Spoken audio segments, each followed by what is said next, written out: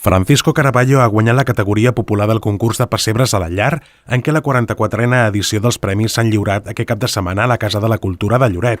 En la categoria artística dels pessebres a la llar, el màxim guardó és per Montserrat Martí. Pel que fa a la ruta pessebrista, en la categoria d'entitats, primer premi per la parròquia de Sant Romà, i en la categoria d'hostaleria, el més destacat està per l'Hotel Guitar Central Park. Pel que fa als establiments comercials, el primer premi ha recaigut a la família Belis. Ya son 40 años lo que estaba haciendo los pesebres, pero pasa que había años que lo había dejado de participar, pero este año me animaron y lo he hecho con mucho empeño y con mucho cariño. És molt nostre, és de sempre, jo he pujat amb això, llavors és maco fer-ho. En l'àmbit escolar, el primer premi d'infantil i primària se l'ha endut l'escola Pere Torrent.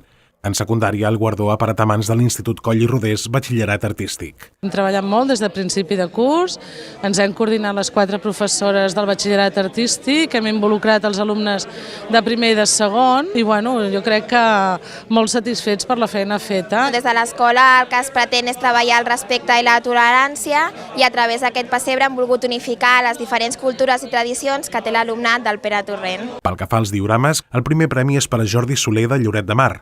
El certamen ha comptat amb participants d'altres municipis com Palafrugell, Premià, Sant Feliu de Guíxols i Sant Joan d'Espí. Veure que passes pel carrer, per exemple, en un comerç, que veus un pessebre, que vaig a una visita a una casa i me trobo un pessebre. I sempre jo els dic que s'apuntin.